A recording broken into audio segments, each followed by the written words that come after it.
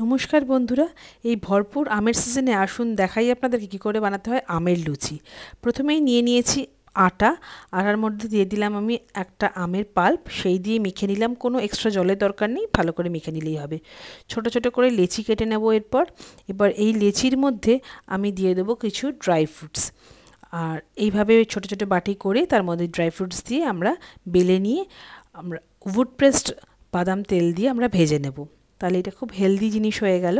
আমরা যেহেতু কোনো রিফাইন্ড অয়েল ব্যবহার করলাম না, একটা হেলদি ফ্যাট আমাদের শরীরের জন্য সবসময় ভালো। ভেজে নিলাম। ভেজে নেওয়ার পর অন্য একটা পাত্রে আমি কিছু দুধ ঘন করতে দিলাম। দুধটা ঘন হয়ে যাওয়ার পর এর মধ্যে আমি দিয়ে দেবো খোয়া ক্ষীর। আলাদা করে খুব সামান্য পরিমাণে গুড় দেবো মিষ্টির জন্য।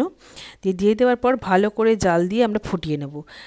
আমাদের ক্ষীর বানানো হয়ে গেল। এবার কিন্তু হয়ে গেল শুধু অ্যাসেম্বল করার পালা। লুচিগুলোকে সাজিয়ে নিয়ে উপর থেকে ক্ষীর দিয়ে ব্যাস ছোটো ছোটো করে আম কেটে পরিবেশন করুন। খেতে অনবদ্য, হেলদিভাবে তৈরি। খান আর বাড়ির সবাইকে খাইয়ে খুব খুব মজা করুন। সবার গ্রীষ্মকাল খুব ভালো কাটুক। ধন্যবাদ।